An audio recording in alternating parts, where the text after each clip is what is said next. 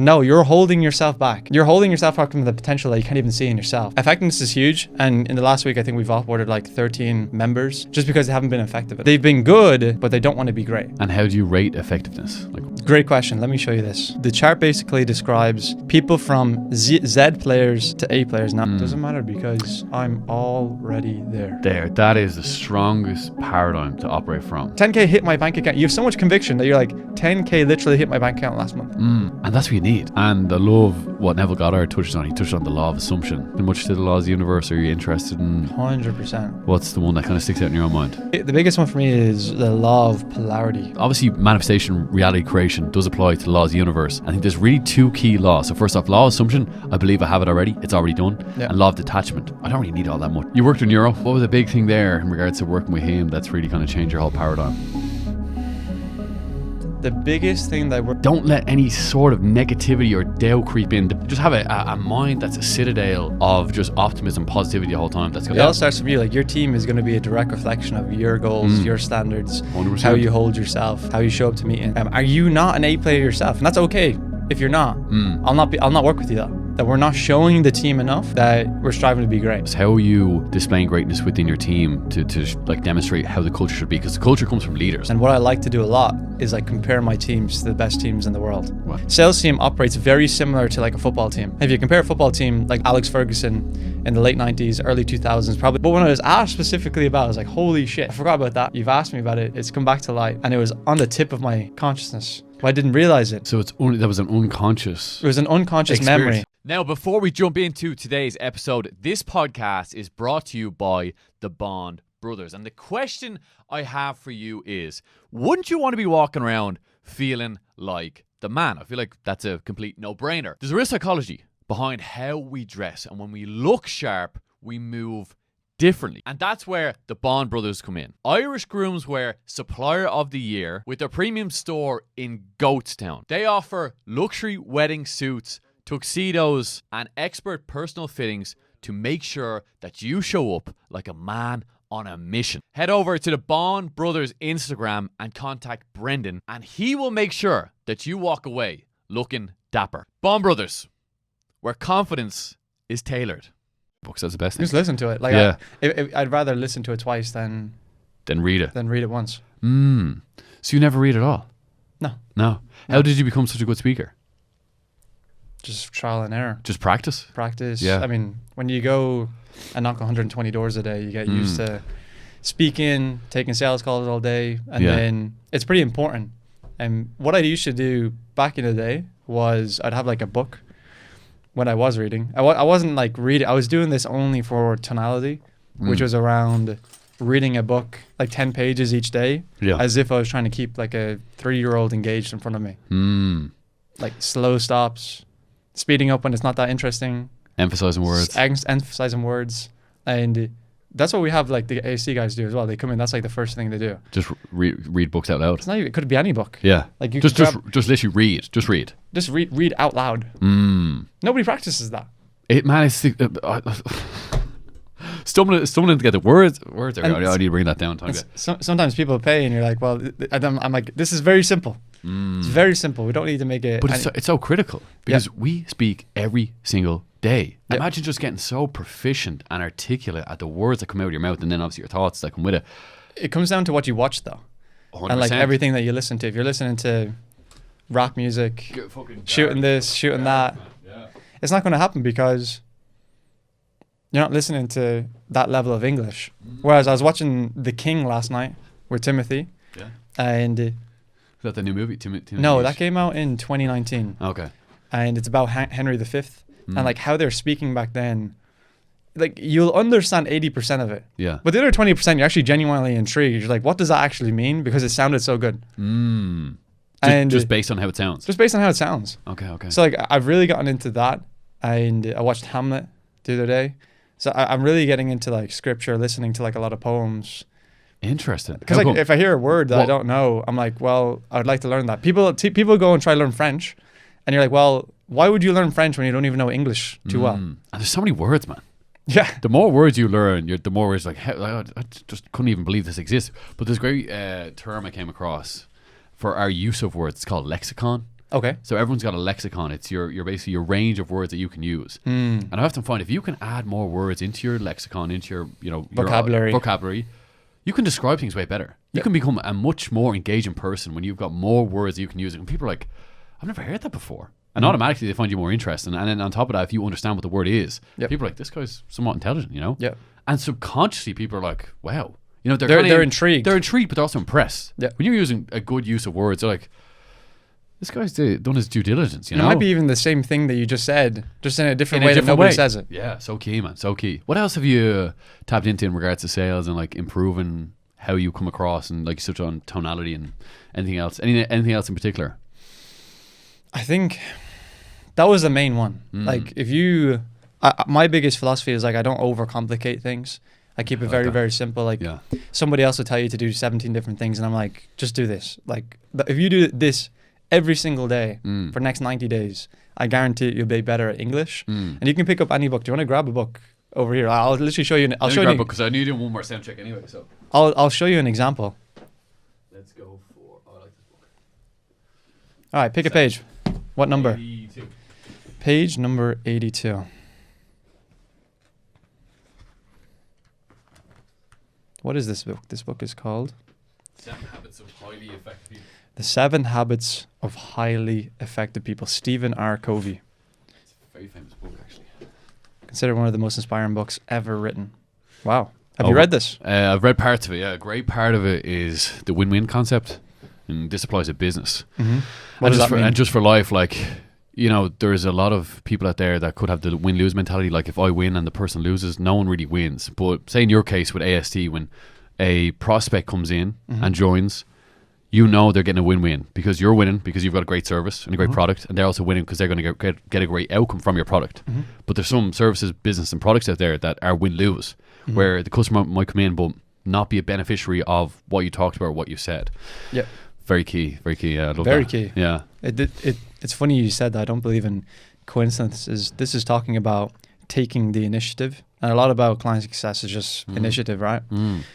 Our basic nature is to act and not to be acted upon, as well as enabling us to choose our response to particular circumstances. This empowers us to create circumstances. Taking initiative does not mean being pushy, obnoxious, or even aggressive. It does not mean that at all. It does mean, however, recognizing our responsibility to take and make things happen. Over the years, I have frequently counseled people who wanted better jobs to show more initiative, to take interest and aptitude. What does aptitude mean? That's an interesting word. Aptitude comes down to your intellectual ability, I believe. Okay, and this is what you get when you read random books. You're like, okay, well, what does this word mean? What does aptitude mean? Yeah. And then you add it to your lexicon. There you go, boom, baby, boom. We make a great point where, like, it is, I think everyone should get very proficient in how they speak. I think it's essential for life, and especially for sales. If you have someone come onto a sales call and they're stuttering and they're not very clear in how they're speaking or lack any sort of conviction in their words, how are you going to get someone to believe in your product? You're not. Yep. And this is obviously a skill I believe anyone can learn. Because when I was growing up, I didn't have any of this. And I was like, fuck, I just want to make myself, an effective, this is actually a note that I jotted down for our conversation. Effectiveness. You're a big man on effectiveness and becoming more effective. Yep. And it's a great quote that you had before that. It's one thing that I take very seriously. I know. And tell me more about effectiveness. I mean, I can even talk about this week.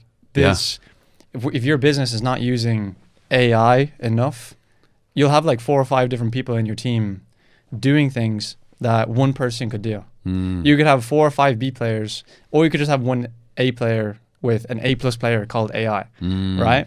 And what we did was we realized that in our businesses, we have 3 different businesses. We have the coaching business, we have a sales agency that does 7 figures a year, and then we also have a tech training business that does about 8 million a year. And actually, I should rephrase that, because when I say 8 million a year, we own equity in it, but it's not like we started it. We have come in, we've grown it with the founder. Brilliant. And with the businesses, we've realized that we got so used, and not myself, like the people who are hiring got so used to just saying, okay, we have a problem, let's hire somebody to fix it. I'm like, guys, what are we talking about? We already have people on the team that could do this. Why are we not just saying, hey, you could do this with an extra, you could literally do it in 30 minutes. during your week and just add it to their SOP.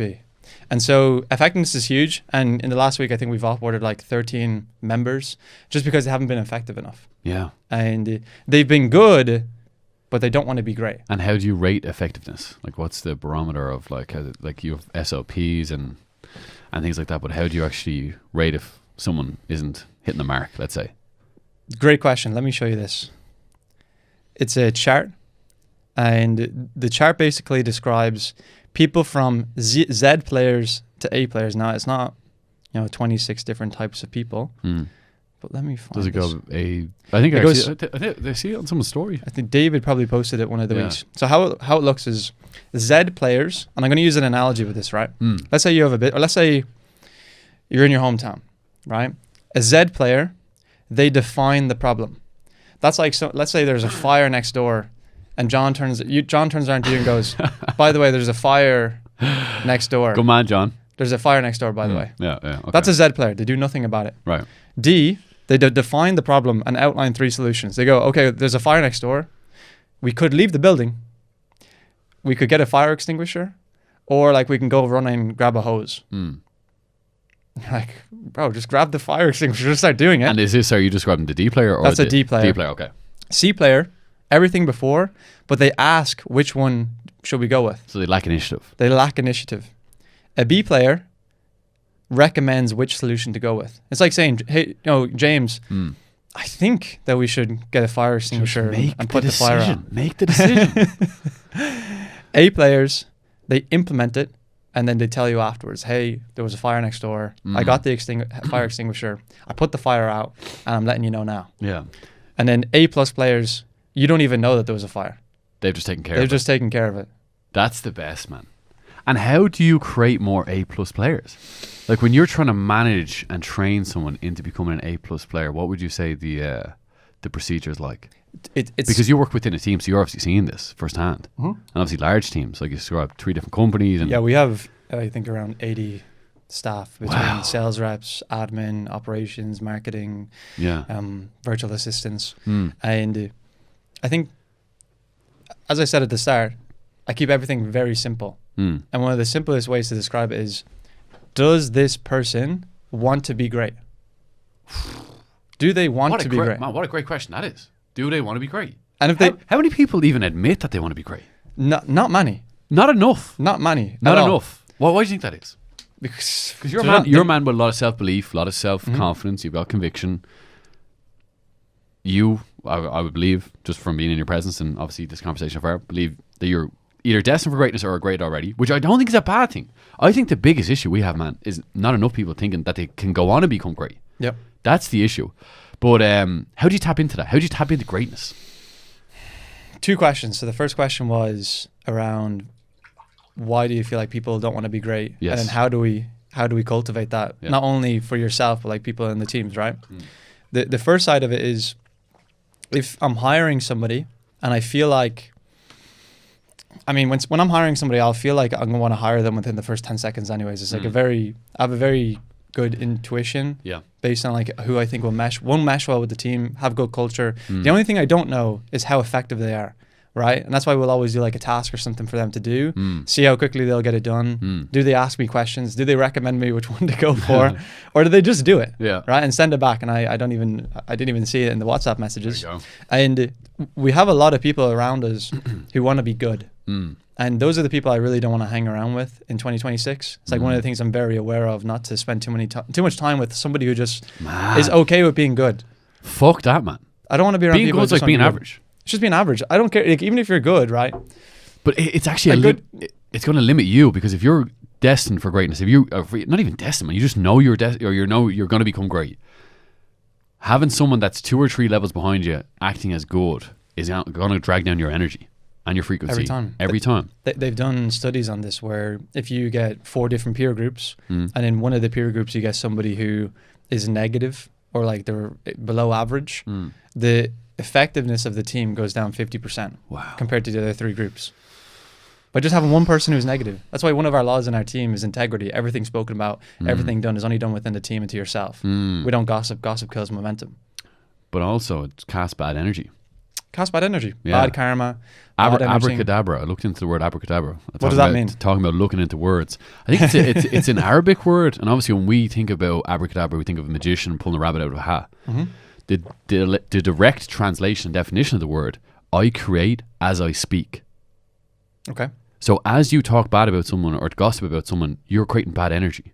Yep. You're creating that back to you, which obviously is going to infiltrate a team and drag them down. So even your thoughts, man, I think your thoughts should be crystal clear and concise and like in benefit of you or in benefit of a team or in benefit of an organization. Never like, don't let any sort of negativity or doubt creep in. The best of your ability, you know, just have a mind that's a citadel of just optimism, positivity the whole time. That's going to bring everyone's effectiveness up and just drive the team forward to the mission and goal, whatever it is. Yep. Crucial. Yep. And that comes from you. That all starts with It all starts from you. Like your team is going to be a direct reflection of your goals, your standards, 100%. how you hold yourself, how you show up to meetings. Are you a very jokey person? Do you take things very serious? Are you very lackadaisy? Are you not an A player yourself? And that's okay if you're not. I'll not work with you though. Right? And this is one thing that we realized in our businesses where when we were offboarding these people, we really had a harsh look at ourselves and went, okay, I think that we're not showing the team enough that we're striving to be great or that we already are great. And by doing that and not showing the team like they're getting very like lackadaisy with certain tasks, letting things go, letting things slide. Maybe if you make 2-3 mistakes a day, okay, cool. On the daily, on one day, that's not the craziest thing in the world. But for a whole month, it's like 90 problems. Yeah. And all of a sudden in 30 days, you're like, holy shit, where did all this badness, karma, abracadabra come from? Yeah. You can let it slip so easy. You're a big man for culture. Yep. And obviously you touched on there, you know, displaying greatness. How are you displaying greatness within your team to like demonstrate how the culture should be? Because the culture comes from leaders. Yep. It comes from the behavior of a leader will infiltrate, not even infiltrate, will let's say display or demonstrate, a better word, demonstrate to the team of how everyone should behave. But how do you display greatness within your team? Yeah.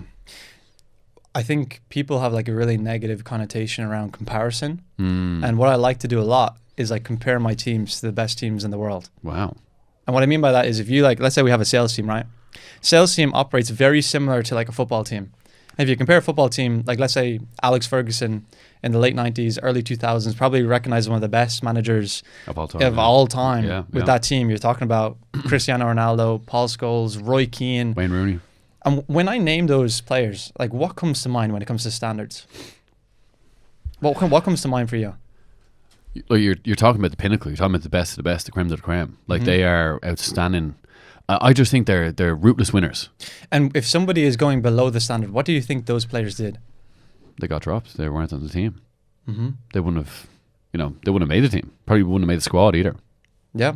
Yep. Now, on the off chance that they did happen, and there's plenty cases with people coming into the team of Manchester United where they would, attack them is probably the worst way of explaining it.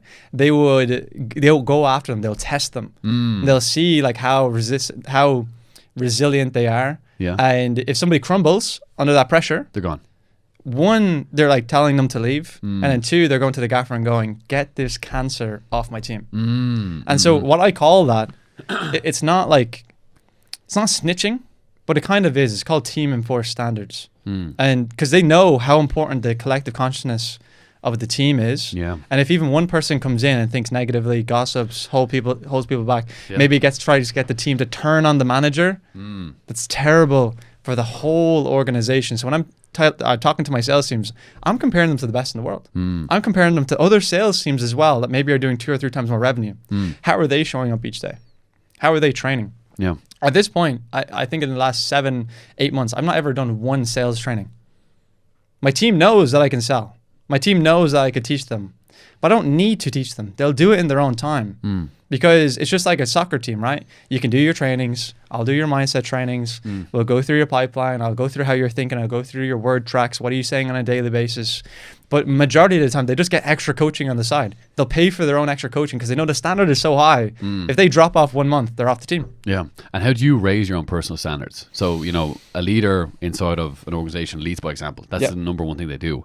How do you display that to the team as a whole? How do you demonstrate your own behavior as like this is the standard inside of here?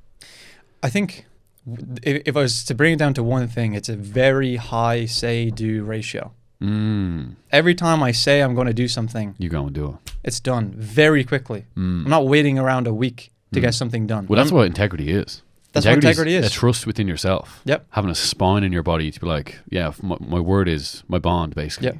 Whatever I say I'm going to do. That's critical. Because if you don't have that, James, like what actually happens is your sales team or your business or people around you are going to do the same thing. But also they're going to have doubt within you. Because Yep. if you said one thing and a week later it's not done, they're like, okay, I'll do the same. Because they're leading after you. Yep. Have you focused much on leadership, or have you looked in much to leadership? Because obviously, like you said, 3 companies is a big deal, and you're at the top of each and every one of them. Have you looked much into leadership in a general sense? Yeah, 100%. I've done a lot of training, like CEO training. Okay, what have you learned? With Christian Shoot. Oh, Shoots, He's a portfolio owner, and it was really, really good. It's the funny thing, like whenever you do training or whenever you do a course or whenever you do something like this, you kind of know what it's about, but it's just not structured in a way that makes it very easy for you to understand and then replicate throughout the businesses. So I've done a lot of leadership training. Yeah. What stands out to you? I think the biggest thing that stood out from that training was the same point that we came back to, which is integrity. And sometimes the business owners, they say that they know their numbers. They say that they know what their margin is. They say they know what their staff are doing on a weekly basis. They say they know that everybody's doing the reports, but like it's not happening. And if you ask like a lot of business owners, especially like the 0 to maybe 10 million a year business owners, like you ask them their margins, like a lot of them will just say, I don't know. I'm like, how can you not know your numbers? How can you even know like what you're going to pay yourself at the end of the month? How can you know what you can reinvest into ads to grow the business next month? So knowing the weeds of your business, knowing the ins and outs of everything that's going on. Yeah, I mean, like that's the CEO's role, right? The CEO's role is to know what happens either before it happens by risk mitigation or as soon as it happens. If you don't know that it's happening, that's like terrible. Your leader doesn't know that there's things going on in the business that are holding the whole business back. Yeah, that's like a captain of a ship not knowing where the destination's going to be. You know, that's chaos. It's absolute chaos. It's like driving a car, right? Let's say you're driving towards a goal. You're driving ahead, and then you're turning and you're looking back, and you're like, "Holy shit! There's like a mess behind me." You're still driving the business forward. Are you going to crash if you keep looking behind you? Well, guaranteed, yeah. Guaranteed. Yeah. So how do you ever expect to hit your goals if you're constantly like looking behind you and getting caught in? And this is what I learned a lot as well with Nero.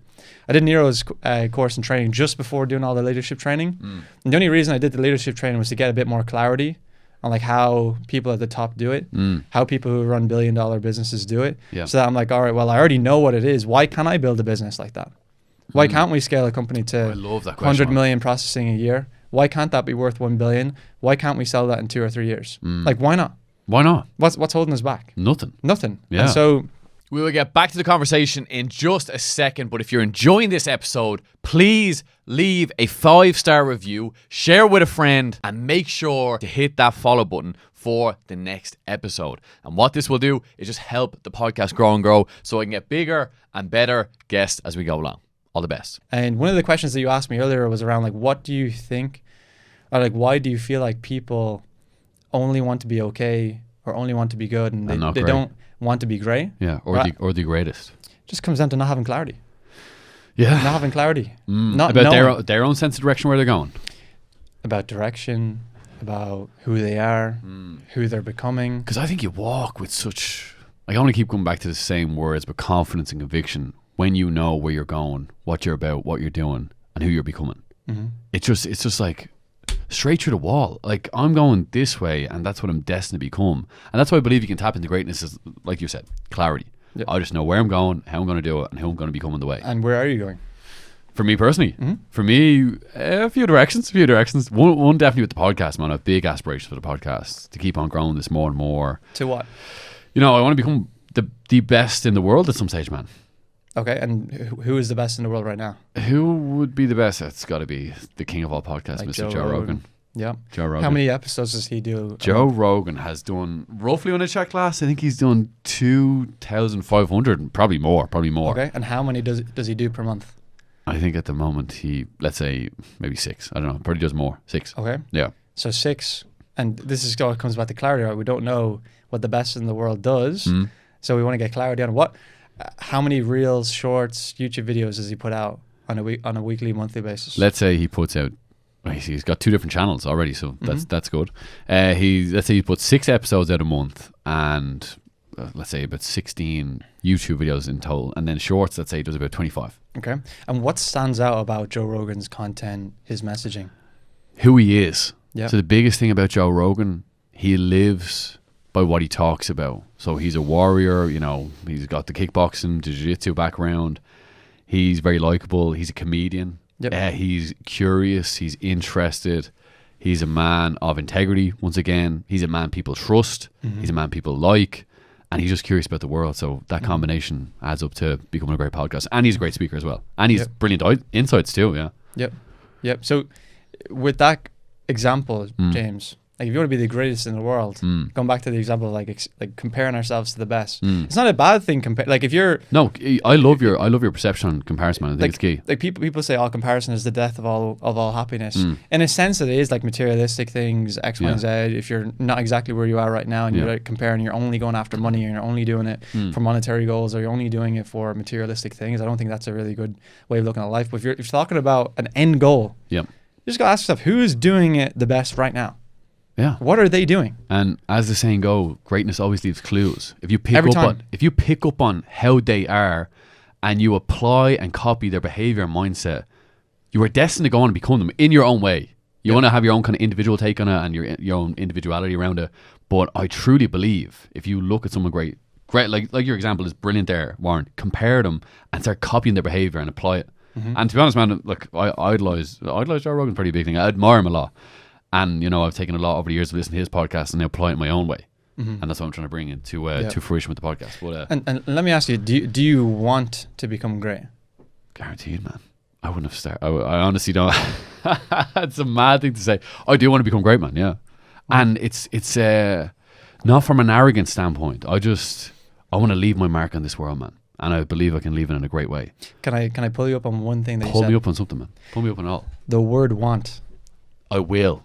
Thank you. You are. Yes. Right. Yeah, present tense, yes. For me, I think of everything in the future and say it now. I don't like, because let's say the want, for example, right? You want to want's be lacking, yes. If you want to be at the pinnacle of podcasting, the best in the world, would you agree you're kind of put it on a pedestal?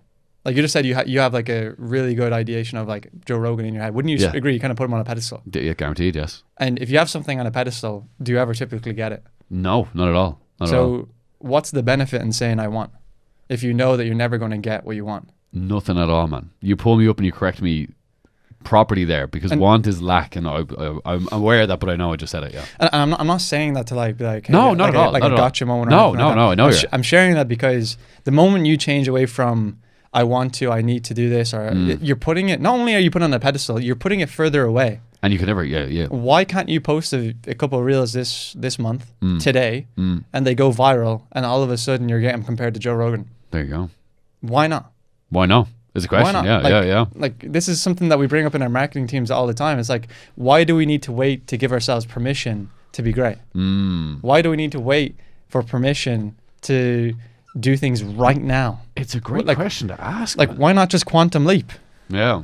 Have you studied anything about quantum leaping? I've studied a bit of quantum physics from Joe Dispenza type work with Gaia, his business, his coaching business. More so, not so much his coaching business, but Supernatural, his book. I've read about it there.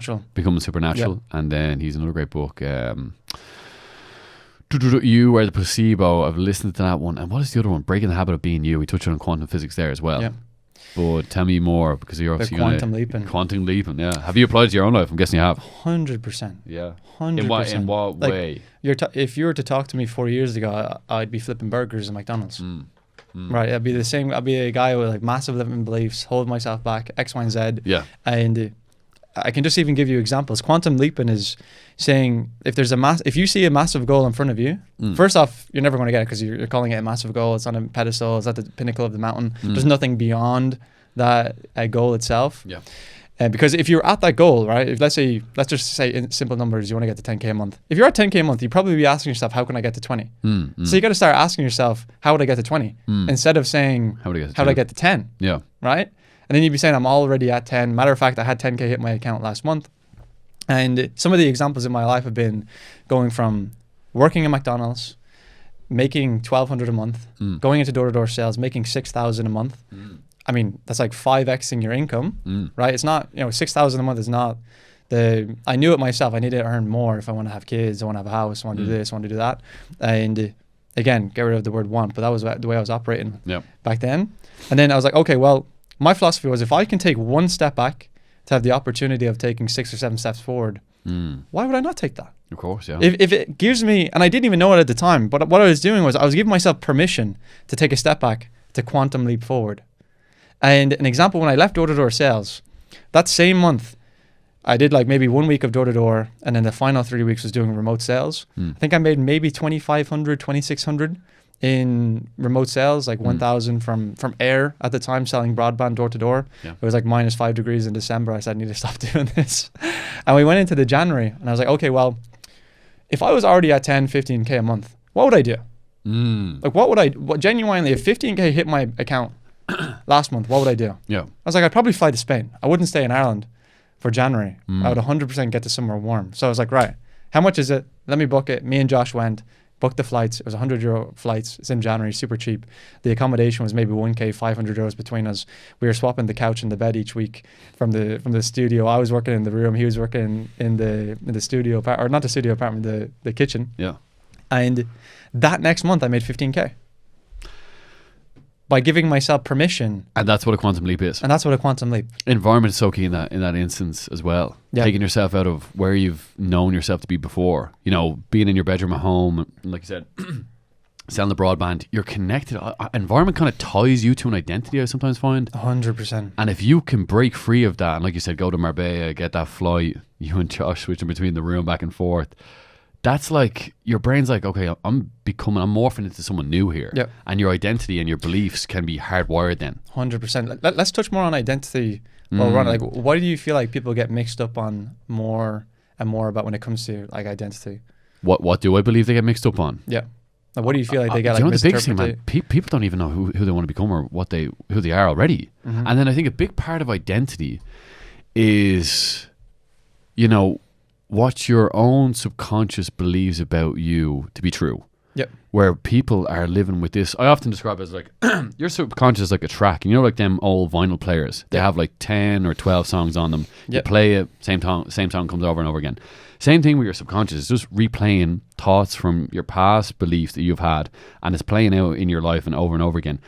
There's ways to rewire them. And I feel like, let's say, going to a different country, or even just consciously becoming aware of the thoughts you're having and beginning to replace them in different ways. Or like, who is it you want to become? Like, what is this new identity you want to step into? Yep. But then also, do you have the capacity to hold that identity from a kind of nervous system standpoint as well? Yeah. That's a big part of it. 100%. Like I was just putting a note down there because I want to talk about it as well. You're talking about like rewiring a brain. For like people who are listening now, when we talk about identity, we're talking about who you are. We're talking about not what you do. It's like, who are you becoming? Yeah. And who are you right now? Like, one of the sayings we have is be, have, do, not do, have, be. And that's what it is in the Bible as well. That's what it is in the Bible. It's be, like, have, do. Yeah. Yeah. Be the person, have what they would do, or have what they would have, and then do the work. And so with that, like, you would not, it's just like in soccer, right? If you were not feeling like you were the best, if you're not believing that you were the best, you would not have that starting position, and then you would not have the chance to play on the pitch. Exactly. And do. Do you know what a great example is? Ronaldo. Yeah. Ronaldo, objectively, let's say, is not the best player in the world. Messi is, right? Messi won the World Cup. He scored more goals, right? I love Ronaldo as well. I'm more of a Ronaldo fan than Messi fan, right? You couldn't tell that to Ronaldo. No. Because his beliefs in his own nervous system, in his own mind, are so hardwired to believe that he is the best, and he's got all the proof to back it up. And that's a big thing. He doesn't even need the proof. He doesn't need the proof. He just knows that he is. Yeah, it's internal. He knows. That's a good word, because when you're creating an identity, you have to know that that's who you are. Yeah. You cannot create an identity and have doubt behind that being who you are. That's why like people like they go, okay, well I'm at like 2K a month, I'm going to do 100K next month. It's like, well, I'll be the first person not to give you limiting beliefs, but if you've been making 2K all your life and you want to do 100K next month, you're going to, like, majority of people will have doubts around it. It's like, well, how the fuck am I going to do that? This is typically the first question. Instead of saying, how can I become the person who's going to make 100K every single month? And rewiring your brain is probably one of the biggest things that I've done in the last, like, 12 months. Let's dive deeper into that. Let's do it. Let's dive into Warren Mulvey's brain right now. I mean, walk the people through. You've been following me for a year. We were speaking just before the podcast. Maybe give some context. Yeah, like I was saying, Warren, before we got going, obviously we crossed paths at the Mass Awakening event. And man, I was the first, not the first person. I turned around to you. I was like, man, you have changed so much. And I felt it definitely in particular because I'd followed you for the last year and a bit.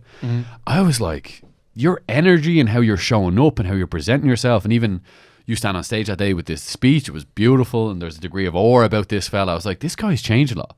So I was wondering, my curiosity went off, and I was like, what has changed? What is it inside of you that has changed within, let's say, the last 6 months, or maybe even longer? Is it the last 6 months where you feel even yourself you've changed a lot, or has it been longer?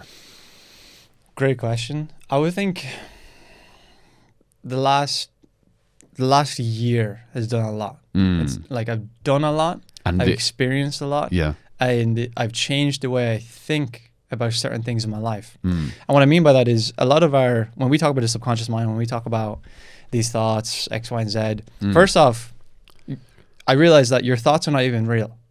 Because if we make 10,000 thoughts every single day, if you were actively making 10,000 thoughts, your brain would literally explode. Oh, exactly, yeah. So you got to ask yourself, are they even my thoughts then? Like, am I actively thinking about what I'm thinking about when certain things come up? Like you see someone on the TV, see Ronaldo, like a few questions come to mind. Is he going to retire? Are you playing? Like why are you having those thoughts, right? So I was very curious about that. I was very aware that more often than not, my subconscious is being negative. And you have two choices, right? Choice number one is, listen to it, go along with it, allow that to hold you back, delete your aura, and not become the person you want to become, or just go, it's not even me. What are we talking about? Right? When I say we, I'm talking about like myself being indifferent to the thoughts that are not even mine anyways, in my own head. And what comes with that is meditation, right? And a lot of people think that meditation is you put Andante and C minor on repeat for an hour. You sit there and you go, okay, let me get rid of my thoughts. Let me just clear my mind. No, it's like, you could close your eyes for 30 seconds now and you can just listen. Just listen to your thoughts. What questions are coming up? Like, are people on the Instagram going to be commenting on this and go, why are these boys have their eyes closed, meditating? Random questions coming to mind. And you can just observe, right? And you just write down, okay, well, what the hell? Right, I have this question. I don't even believe this. That's not even me. And if you did, imagine if you did that every single day, every single morning, and then you wrote underneath it, you go, you know what? This is not true. This is not who I am. I am great. This is who I am. I'm the best sales director in the world. People like and admire myself. People are attracted to myself and the way I speak and the aura and the leadership that I stand by, the standards that I have. Yeah. If you do that every day, you're rewiring your brain, because what happens is those thoughts, the 10,000 thoughts that we're talking about, typically stem from ages 0 to 13. If you've read all the books, Becoming Supernatural, Gaia, if you've read anything about Carl Jung, you'll realize that a lot of what, so good. You'll learn a lot about how those 10, 20,000 thoughts, not only are they not yours, but they're based on a time that you can't even really remember, 0 to 13 years old. We really don't have control. We're so unconscious then as well. We're so unconscious. We don't have control over what happened to us between 0 and like even 16, never mind 0 and 13, right? And without you realizing it, you might have certain associations with certain things. And what I had an association with was money being a bad thing. Yeah. Money being a bad business owner, somebody who is unloyal, massive distrust. Because they're the examples you've seen in your own life. Those are the examples that when I was being when you're growing up, I was growing up, I was seeing. Right, my family went through bit of turmoil. Obviously 2008, family lost, I think like 250K in network with investing into properties in Europe. Wow. And at the time, that was like a big hefty portion of like the net worth of the family. Yeah. And it was based on these very greedy realtors who were making all the money, right? And there are certain times in my life where my father fell ill. He was the main breadwinner in the home. My mom was a stay-at-home wife. Before that, before even she had kids, she was an entrepreneur herself. So she was running different pubs. She had kids. My dad was the only one working, and then my dad was working 60, 70 hours a week, printing, driving up and back to Dublin. At the time, Cavan to Dublin, we talk about an hour drive. Today, back in the day, it was like 2.5, maybe 3 hours. No sometimes. motorways back then? No motorways. We're going back roads from Cavan to Dublin, and the entry wasn't even a thing. And I had an association between, okay, well, money being a bad thing, money being something that gets taken away, and money being something that you have to work very hard for. Yeah. And what you can do is, if you're listening to this podcast, what I would invite you to do is like literally look back, think for a moment, even pause and go, okay, well, what associations do I feel like I have around money, around success? Even when we had our first Entrepreneur Roadshow yesterday, we had it in Cavan. We have them every single month, last Saturday of every single month. I was doing the bad connotations that a lot of people have around sales. Like when I think about, let's just use that as an example for everybody here, it'd be easier for them to understand. When you think of like a salesperson, right? You might not believe it now actively, but like before you got into entrepreneurship, working for yourself, what did you think about? Could think of a pushy salesman. Pushy, what else? Pushy, like arrogant, kind of forcing a deal. Maybe people consider them snaky. Forceful, snaky, pushy. Bad intentions. Bad intentions, right? Maybe too good to be true. They make a shit ton of money. They always wear a suit. And like all of these things, immediately, if you have these just off the top of your conscious, when that comes to mind, if you see a salesperson, if you see somebody run their own business, what do you feel like your natural like reaction is going to be? You're going to be like, holy shit, this is like a super disloyal person. You've never even met them in your life before. Yeah. They're a super disloyal person. I cannot trust them. X, Y, and Z. And that's just not what sales is about. Yeah. And your nervous system has that visceral feeling attached to it. Yeah. Of like, okay, be cautious here. We got to protect ourselves. Yeah. That's why associations are so powerful. Exactly. Like that rewiring them is everything. Rewiring is everything. Like for me, especially with money, I remember when I was younger, when we went through that time with my family, I remember my father. We can pause for a second. No, we keep going. I'm just checking something. No worries. I remember when my father. We can pause. So good. Just checking the sound. I'll take this out. We'll go back. Boom. We remember. I remember when. I think it was when I was maybe like 8, 9. I was very conscious of like one time when my dad was out of work. My mom was literally applying to jobs left, right, and center. She finally got a job. She was working very hard in the house. I think the income in the house probably at least went down 50, 60%. So not that we were penny clinching, but like we definitely felt it as a family. And my father made a joke to my mom. This might not even be true, by the way. Like this is when I was 8. This is just a memory that I have of it. When he made a joke about my mom not doing enough around the house or something like this, because obviously he's at home. He was really sick at the time. Maybe he was just messing. Like we, Irish, sarcastic, culture, make culture, whatever, make a lot of jokes. And then I said myself, she does nothing for the house. At like 8 years old, and my mom burst out in tears. And like I could remember that like off the top of my head. When I was asked, okay, well, what associations do you feel like you have about money when it's negative? That like immediately came to mind, and I forgot all about it. But when I was asked specifically about it, I was like, holy shit, I forgot about that. You've asked me about it. It's come back to light. And it was on the tip of my consciousness. But I didn't realize it. So that was an unconscious. It was an unconscious memory. Because your subconscious mind is trying to push away anything negative, any painful experience. That is, oh my God, man, that is so true. And you touched on Carl Jung, right? Yeah.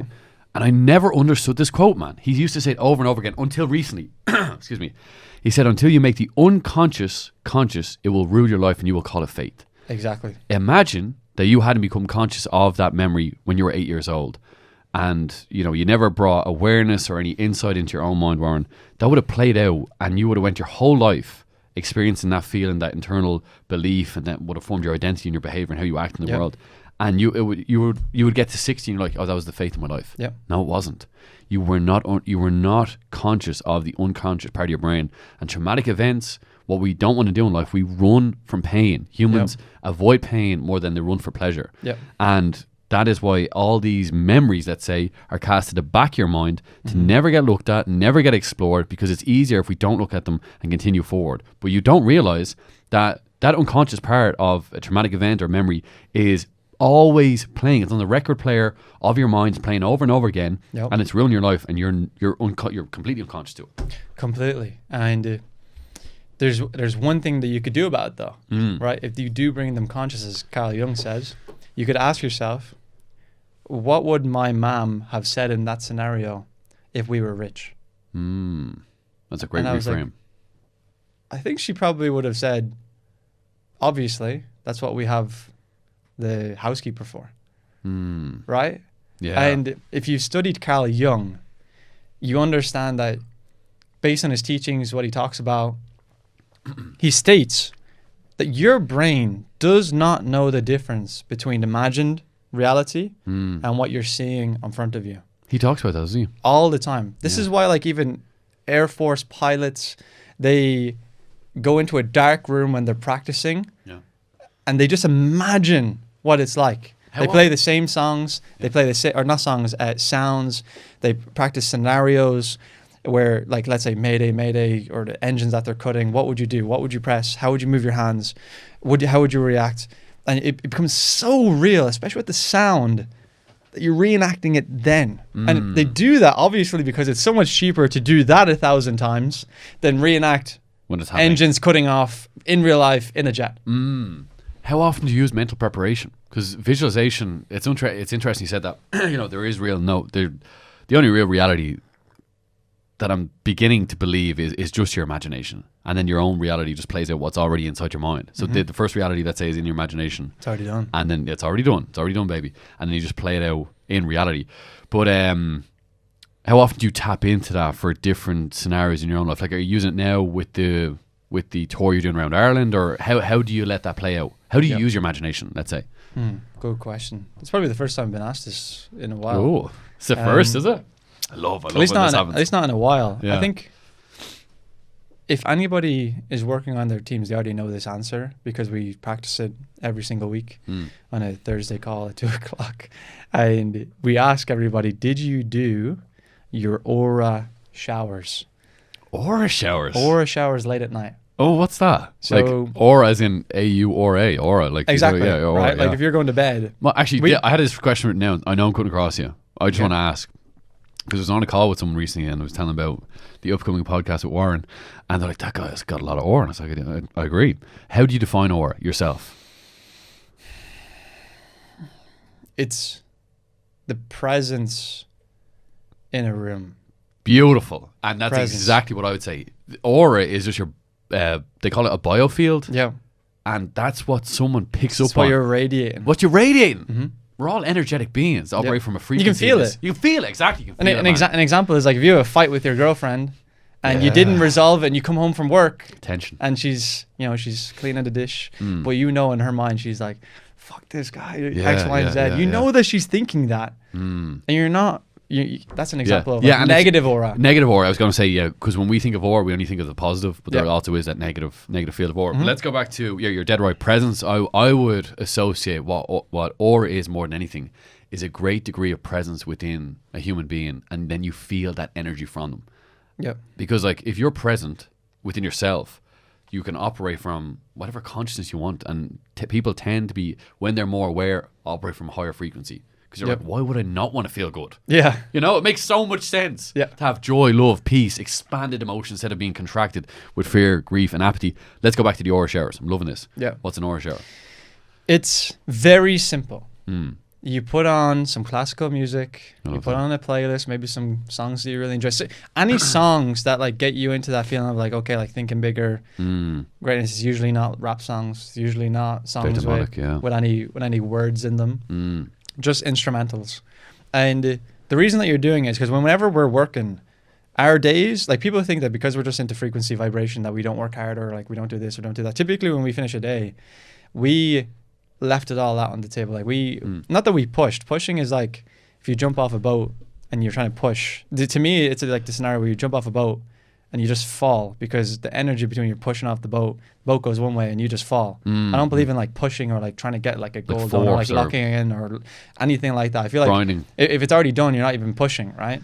Yeah. But I do feel like you're giving that energy to the team, and then I go to bed like depleted sometimes, where I need the aura shower because what it does, it has me focus on, okay, well, what did I want to get done over the next 30, 60, 90 days? Like what in my mind am I creating? And I use all 5 of my senses. What can I see? What can I touch? What can I smell? What can I feel? What can I hear? Right? And you want to use somebody in your life that would be very proud and happy to hear that you are the #1 podcaster in the world, right? Let's say that could be anybody. That could be your mom. That could be your granny. Yeah. That could be one of your mates. And when you're imagining that, you're like, okay, well, in that scenario, whether you dap them up or you give them a hug, you got to ask yourself, who can you see? How does it feel? Like literally nearly like reenacting it in the shower. How does it feel? What can you smell from them? What can you see? How does it feel? How does it feel? What can you hear? What are they saying to you? And they're typically saying, wow, I knew that James Hampton was going to be the best podcaster in the world. You kept telling me over and over again. And I'm just proud to hear that you got labeled as #1 on Spotify. That's awesome. And you just replay that. Yeah, over and over again. And over and over again. And then when you go about your day, suddenly when life tests you or frequency tests you or something doesn't go your way or your editor doesn't post that reel or he doesn't do this or you don't do that, you're like, it doesn't even matter. It doesn't matter because I'm already there. That is the strongest paradigm to operate from. Even when you're shaken, let's say, by the universe, you're like, it's cool. Can't phase me. Can't phase me. And my dad used an example this morning actually where we were talking about the Cowan show. For anybody who doesn't know, we are doing 12 events throughout Ireland. It's non-profit completely. We don't make any money from these. We're helping the younger generation every single month, 12 different counties, 12 different weekends. Last Saturday of each month. James, you were at the one in December. Was indeed. The Mass Awakening. We had 300 people. And with those, the main messaging is around like getting this to the younger generation. It's always about getting this to the younger generation because imagine if everybody was thinking this way. Yeah. It's a powerful place to be, man. I do believe the tide is going to turn. Genuinely, especially in Ireland, because like, yeah, we operate from a closed mind, and it's toxic. Like if you are closed-minded, you cannot receive any new information that could potentially benefit you. Yep. And I love what you and Josh are doing, and the whole AST team, because I think it's needed. Yep. I think it's needed. So you're going to say something? What were we talking about just before that? Aura showers. Aura showers. We're kind of going down the mindset route. Oh, my dad was going to use an example this morning. You were talking about like during the time when I was telling him all these new things, etc. Like your parents want the best for you, obviously, with what you're doing. But if 20 years ago they didn't have the internet, they didn't have touchscreen phones, they didn't have access to all their friends at 2 clicks on their screen. And it's all new to them. They want the best for you. They weren't obviously too supportive of myself going to sales, commission only, run my own businesses at the start. But that's okay. That's just like going from like safety, right? Yeah. And survivorship. And that's okay because that's like the natural reaction for like most parents. Now, for him, it was switched for him when he understood the concept around like becoming uncomfortable because that's when you grow. And he knew that I'd be okay when we were in Milan and we were selling a certain product to the US. We built a hemp company from 0 to $500,000 a month in like 8 months. Wow. And there was going to be the Harris or Trump administration coming into office. And I knew if Harris was to go in, the whole industry would be gone. Like it might just go overnight. But Trump was like very for. He's very for like businesses, growth, profits, etc. And my dad asked, well, what happens if Harris gets in? We'll just sell something else. And it was a paradigm shift in his head, and he was like, oh, like it doesn't matter because they already have the skill. They already have the knowledge. They already have that capability when it comes to sales. But you've got the mental attitude. I think that's what beats all is like it doesn't matter if Harris comes in or Trump. It's like, I'm going to make this work either way. Going to make it work either way. You just find a way. And I think that's the most powerful paradigm to operate from. Like you will just find a way. You know as well that you'll find a way. Whether it's the hemp business or another business, it's like, this is going to work for me. Yep. And you need that conviction. Yep. Where do you think conviction comes from? You talk about conviction quite a bit, but conviction, I think, is essential for sales. Like, you are not going to get someone over the line, or let's say sell to them, if you don't truly believe in the product. But where do you believe internal conviction comes from? Excuse me. This is a great question. I actually did a presentation on this at the Dublin event. It really comes from a couple of things, right? When we've spoken on this podcast, we said that if you have any doubt from a goal being done, it will not happen.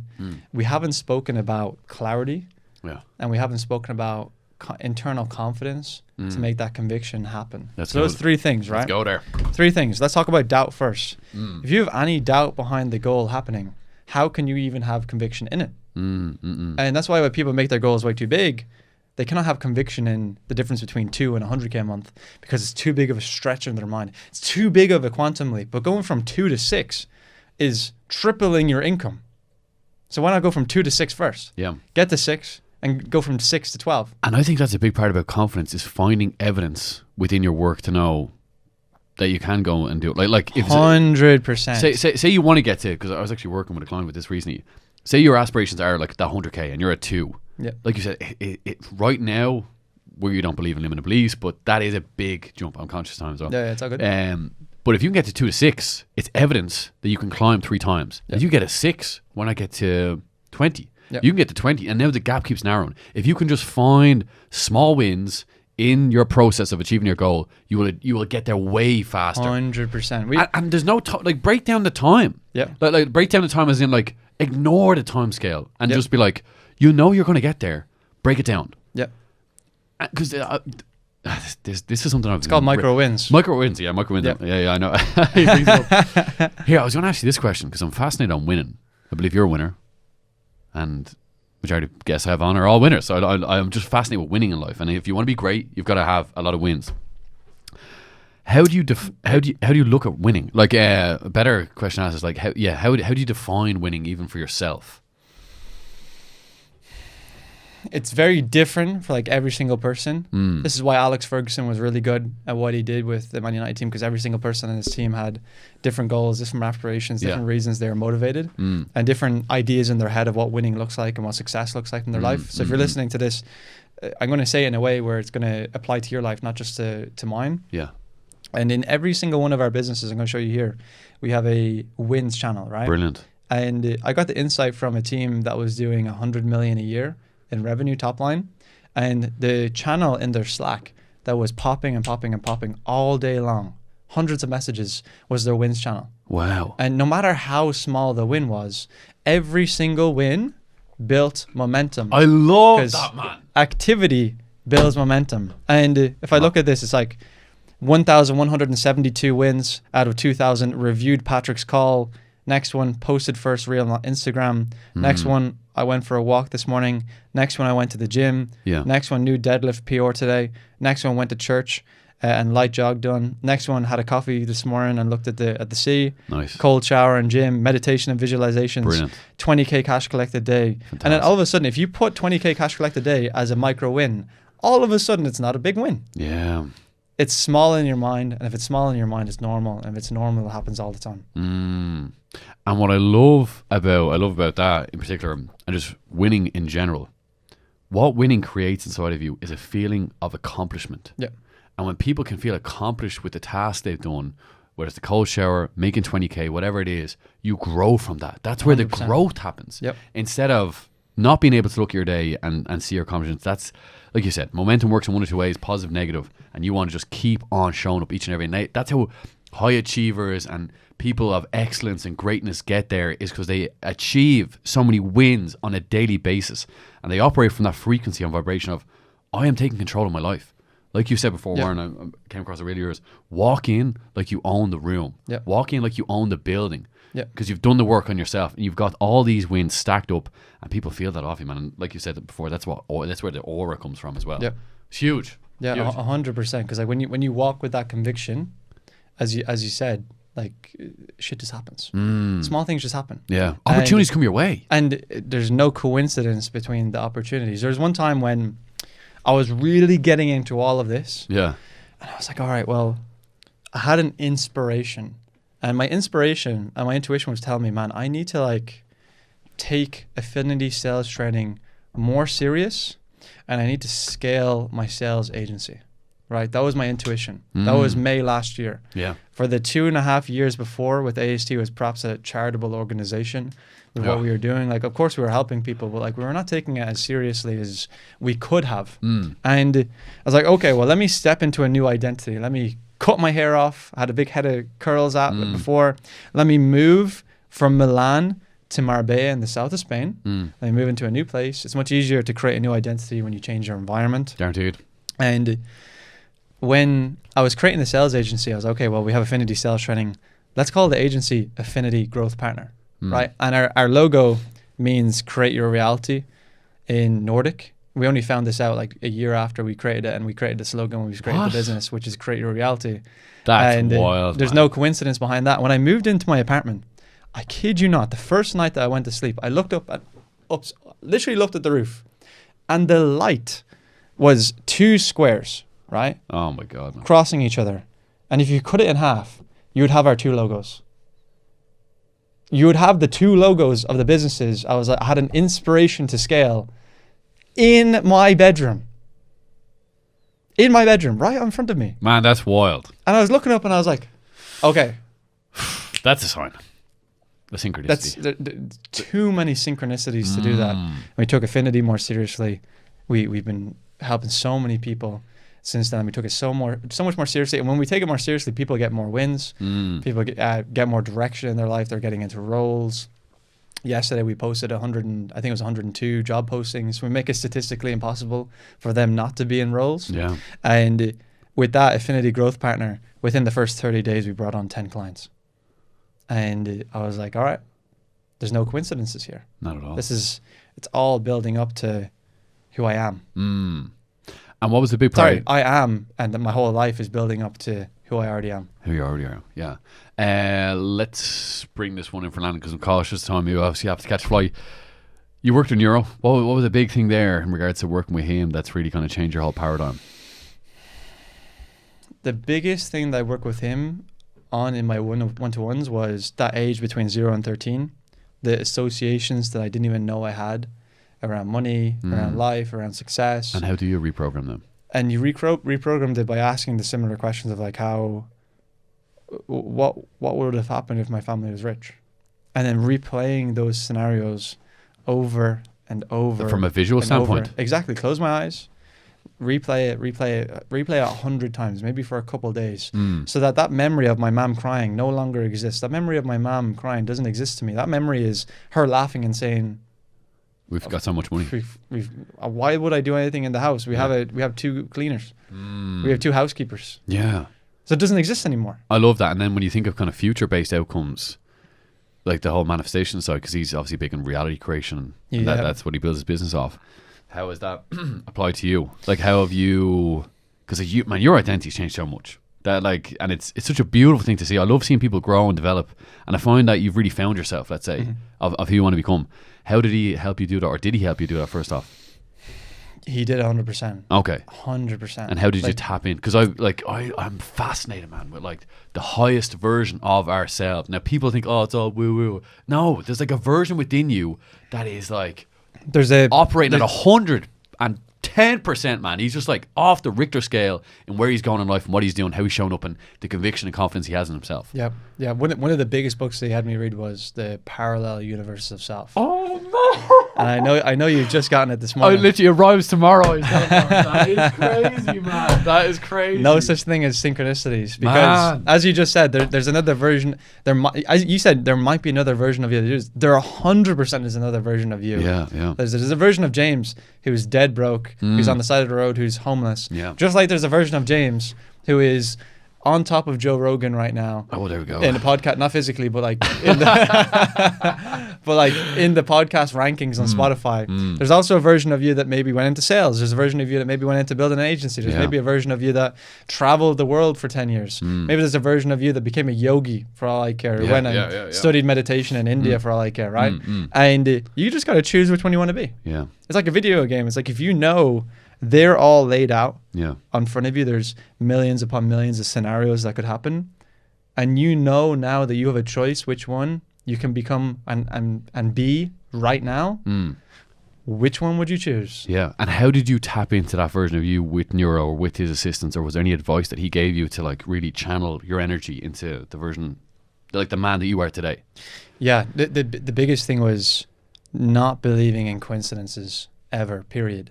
And when you do those aura showers and when you're thinking about those things being already done, it's very easy to notice coincidences. Yeah. And again, I don't believe in coincidences, but like it's synchronicities. Synchronicities, that's it, yeah. And when you see all these synchronicities in your life, you're like, holy shit. All of a sudden, that thing that's probably been in front of you for so long that you know that you could do, that you know you can grow, is there. Like, for example, when I left the hemp business and I was deciding about Affinity sales training, Affinity growth, I was thinking about, all right, what business can I start that will generate me money? And I was like, it's already in front of me. It's already here. We already have Affinity sales training here. We've already helped 1,500 people. Why not just take that more serious? We already have plenty of people who reach out to us on a daily basis asking us to manage their sales teams. Why not have a sales agency? And then the synchronicity was there. I saw the 2 logos on the roof. I started the business. I hired a team. I paid, I think it was $30K to kickstart it, and we just went. And the rest is history. The rest is history. And now you're doing tours around Ireland. Yeah, now we're doing tours all around Ireland. And even when we're there, like people are like, how can you even like think of things like this or do things like this? Like if there's nobody to compare to, I'm like, well, we're comparing ourselves to the best in the industry. You think of Tony Robbins, he's doing tours all over the world. We're only talking about doing tours all over Ireland. It's only 12 counties. Yeah. We're not talking about doing a tour in Japan, then going to Tokyo, then going to China, then going to LA, going across to the east border in New York, stopping in London, going to Paris, going to Milan just because you feel like for the afternoon and return to Rome. We're not talking about that. We're talking about doing events in Ireland. Like it's pretty normal. It's pretty easy. Yeah. Like when you compare it to that, you're like, all right, well, like what I'm doing is not that hard. And all we're doing is getting people in a room. That's pretty simple. Yeah. Right? The goal is like, hey, we already know what we're going to talk about. We already know who's going to organize it. We already have the people that can come to the room. It's already done. It's already done. It's already done. And when you do that and you think from that end point, here's a good example. When we were at Lake Como last year, we had a black tie, 100 people, Lake Como, September, typical Italian boats going across to our beautiful, it was nearly like, it was an old factory that was refurbished into a massive dining hall. Wow. Massive dining hall. And we got 8 boats that in the morning got cancelled. Okay. That got cancelled. Like they're just Fugazi, they didn't exist. I don't know. I don't even know if they took our money. Whatever. Yeah. And the whole team was stressing about it. And myself and Josh were like, guys, relax. It's already done. And Josh said it with so much conviction, even to myself, that like when he told me that too, I was like, oh, it's done. Yeah, no worries. He actually told me it was already fixed, right? And at that time, it wasn't even fixed. At that time, he hadn't even made the call yet.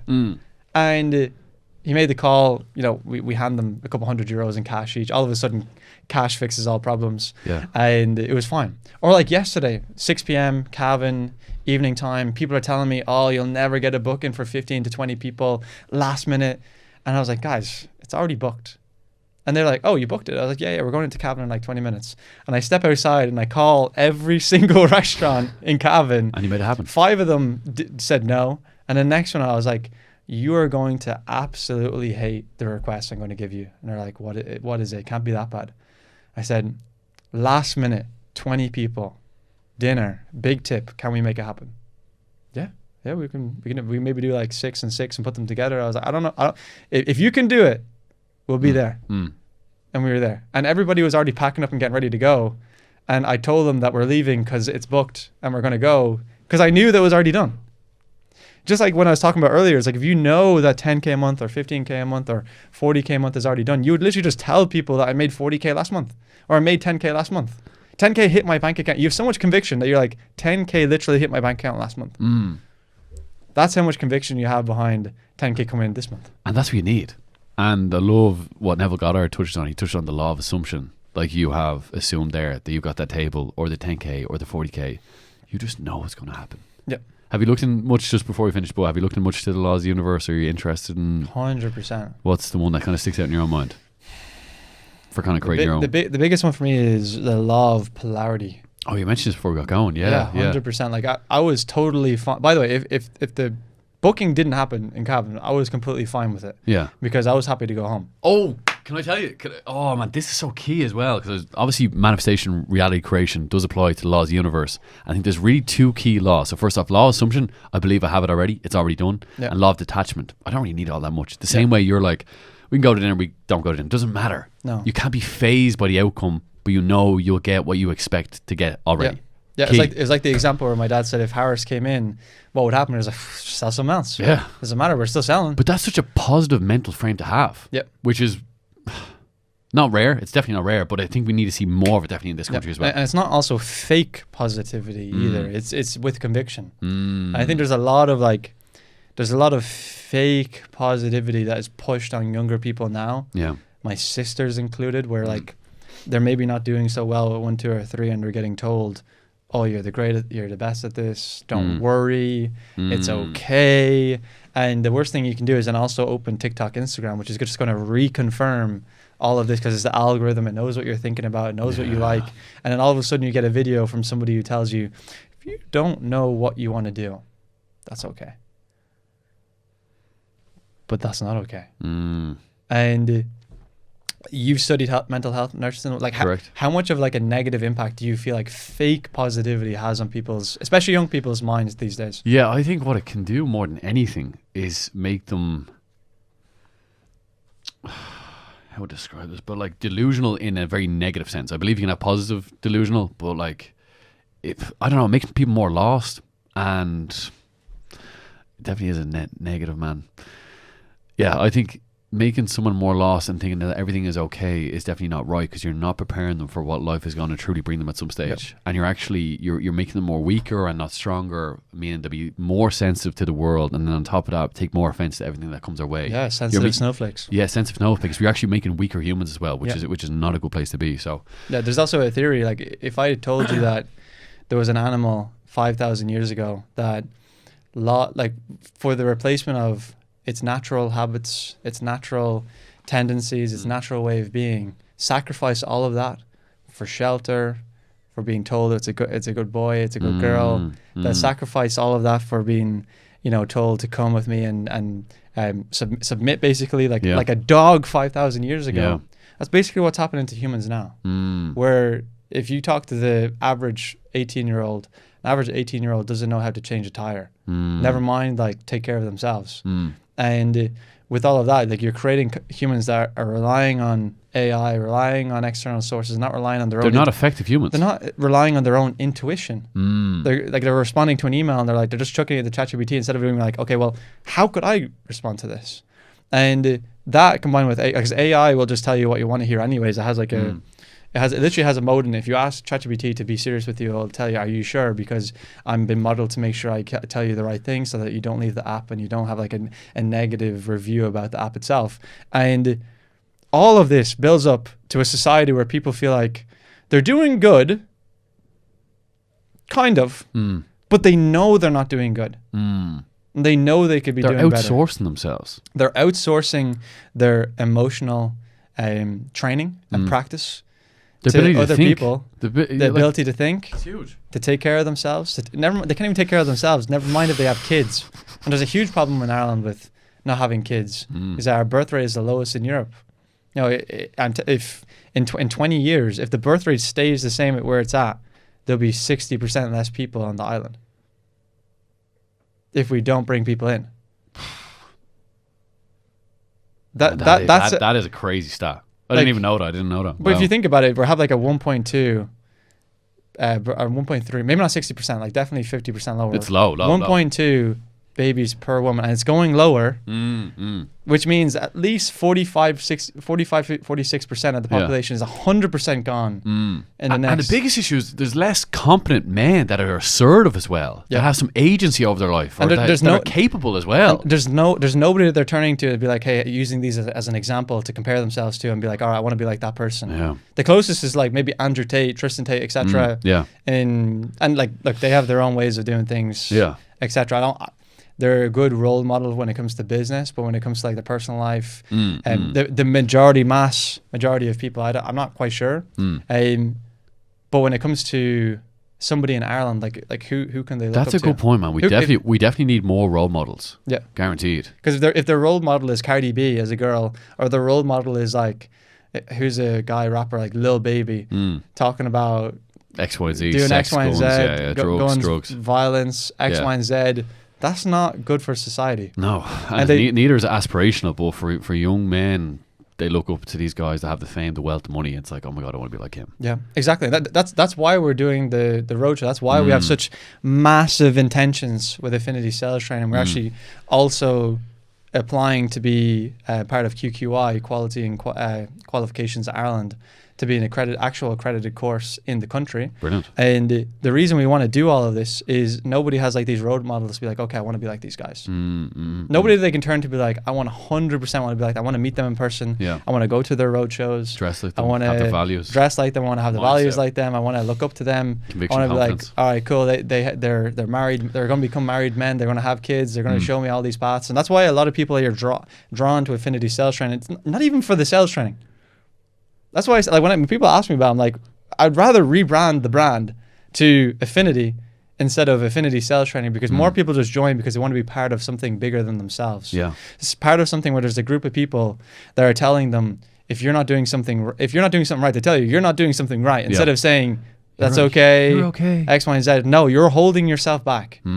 You're holding yourself back from the potential that you can't even see in yourself. Yeah. And with Affinity literally means a natural liking or attraction towards something or someone. Yeah, that's right. Yeah. Great name. And with that, it's like, well, that's what we want to do. That's what we have done. That is what you have done and are doing. Yep. Boom. Warren Mulvey, man, what a fucking pleasure. Brother, I honestly wish we had more time. I know obviously you're catching a flight. This has been an absolute pleasure, and I would definitely love to relive this conversation at a later stage. 100%. Whether it's here in Dublin or over in Marbella. But man, incredible insight. You've got an amazing mindset, and this has been an absolute pleasure for me. Awesome. Thank you for having me on the show. Bill. I'm excited for you to be you're already number one. Thank you, man. Thank you. I love that attitude. Let's go. Onwards and upwards, baby. We will. Bill. See you guys.